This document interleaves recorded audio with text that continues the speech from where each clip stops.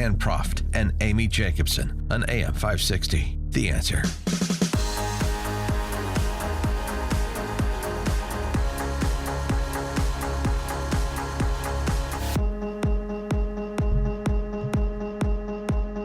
Good morning, Dan and Amy. Today is the 30th year anniversary of Tiananmen Square and the pro-democracy protests in Beijing, and, of course, the iconic Tank Man showdown.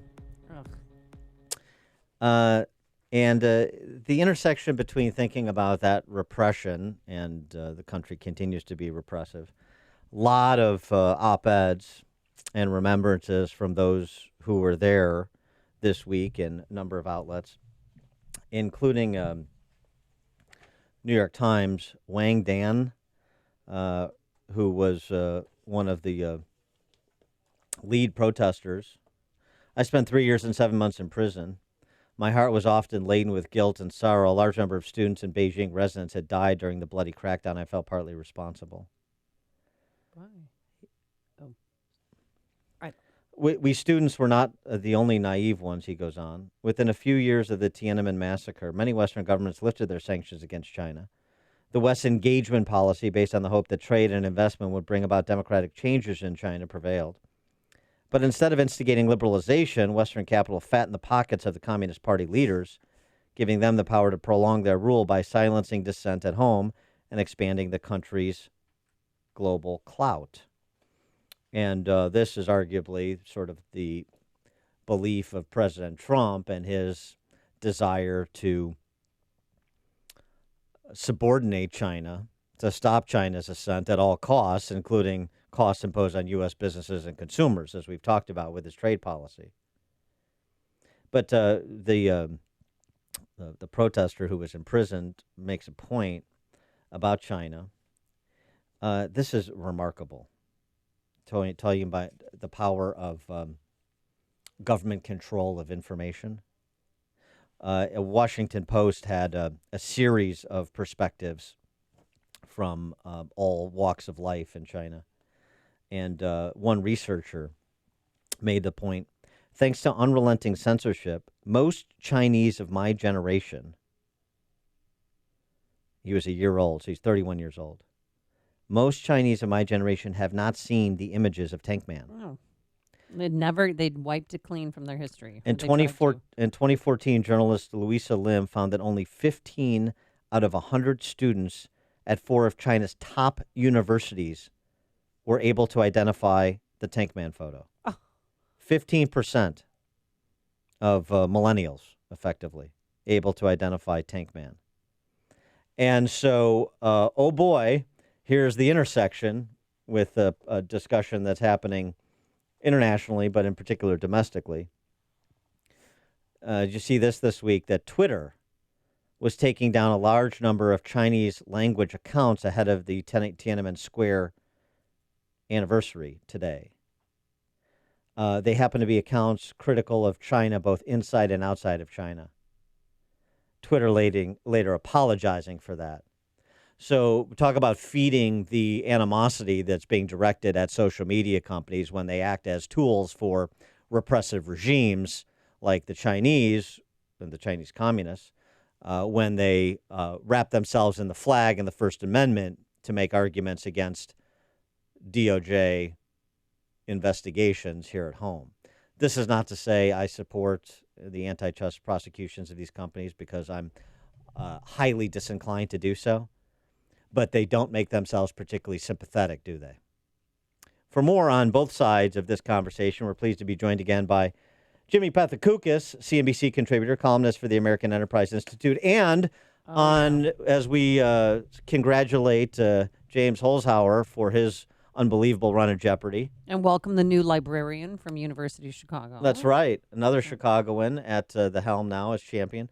Jimmy Pethokoukis, also Jeopardy champion. So we congratulate him again as well. Yes. James, thanks for being with us. Appreciate it. My achievements pale so dramatically to these other folks. I feel embarrassed to even be mentioned. Well, what was how much did you get? How much did you win? What was your total? It's about the satisfaction of achievement. Yeah, okay. The money's not important. The money, yeah, about $13,000. That's not bad. So what'd you do with the $7,000 that you cleared? I've spent it over and over. For years, we're like, oh, this is the Jeopardy money. Yeah. The Jeopardy has spent many times Yeah. over. You're still financing those groceries you bought in 1996 with that Jeopardy money? That's right. Hey, we can buy a better cut of meat with that Jeopardy money. There you go. All right. Well, so let's start with Tiananmen Square, and I just that remarkable stat. I mean, it really speaks to how important this conversation is about free minds and free markets and markets of information.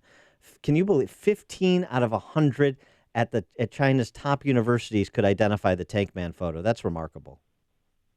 It is. I mean, it just shows you that if a government, especially in modern times, wants to suppress information, it can be very, very successful. And obviously, the Chinese government has, and it's even increased. I'm sure many listeners are aware of the extent to which Chinese government is going to create a real sort of nightmarish surveillance state. So far beyond, I think, what the leaders in the 90s ever could have imagined that they could do. But that's where the nation is going. And as we sit here, and we're very concerned about Chinese advances and different technology, artificial intelligence, and robotics. I wonder long term whether that is the kind of country, and that is the kind of environment that really can produce the sort of technological progress and innovations that would actually be a challenge for the United States. I'm very skeptical of that. Nightly News did a great piece. Totally They agree. talked about facial recognition, on almost every street corner in China, and then the government, they monitor everybody's Twitter account. Any social media that they have is completely monitored, and they have a team of people that's their full-time job. Right. So that's in artificial intelligence. That is sort of their comparative advantage right now is facial recognition. They're far ahead of the United States in that. Now, I'm not sure ultimately if that's something that is actually going to increase the standard of living of the Chinese people. I doubt it. But listen, if how you're spending your day is on an app on the president of China, Xi Jinping, on his philosophy, and you have to be on that app all day, and you get points for being on that app. Whether that's a good use of your time and is the kind of use of time that's going to make Chinese a much wealthier country, because even though it's a very big economy, it's not a wealthy country. I'm very skeptical. Yeah, I'll tell you, I mean, I don't think you ever lose when you bet against central planning, and this is an argument I've been making, too, against Trump trade policy with respect to China. However, you understand, obviously, China is not a sympathetic figure, so Trump's rhetoric in their direction is going to generate a lot of enthusiasm that somebody's finally taking it to China, number one. Number two, you have these tech companies, like I said, with Twitter, not exactly affording themselves heroically in the moment. No, not at all. And these companies will make mistakes. They'll give in when they shouldn't. That's not good. But just, let's remember that the Trump administration's problem with China, or at least President Trump's problem with China, has always been trade and these trade deficits. Yeah. He has not, over the years, been making the case that we need to push some sort of regime change in China, or we need to be attacking the immorality of the communist regime. In fact, I thought one of the points of America First is we're going to run our country the way we want to run it. You run your country the way you want to run it. We just care if you're treating us unfairly with trade. Now, if that is not the way we're going to do it anymore, if President Trump now accepts the idea that we need to make a moral case against the Chinese government, and that needs to be a key part of our geopolitical strategy, as it was against the Soviet Union. I know there's people in the administration that think that. I'm not sure President Trump thinks that, and I would be interested to know if that is so. He had a change of opinion. Well, how do you feel about the new Mexican tariffs that he's imposing as a way to try and get them in line with illegal immigration? Again, I thought the point of these tariffs was to change economic behavior. I'm not as concerned about the immigration issue as some people are, so I view this as a sort of a bad idea, but it just shows that this is a president who views tariffs as a weapon, as a policy tool that he will use for a variety of purposes. And I just wonder, if a country wants to engage in a trade deal with us, why would they? If then for some other tertiary reason, secondary reason, then tariffs will be applied for that. I think it's far more difficult to get trade deals in the future. And I'm very concerned about a three-front trade war here: Mexico, Europe, and China, and how that impacts the economy. Boy, I know we had those tax cuts, but we're asking them to do a lot of heavy lifting if they're gonna balance off a three-front trade war. Yeah, I agree with that. But now the flip side is that there is some indication that Mexico doesn't want to get into an eye for an eye battle, and they want to talk and avoid the imposition of these 5% tariffs, with them scaling up over the next 90 days or so. And there's also some reporting in the Journal that China is desirous to come back to the table for whatever good that's worth. Well, yeah. I mean, listen. I mean, the Chinese would like these tariffs off. There's no doubt. But but they're not going to.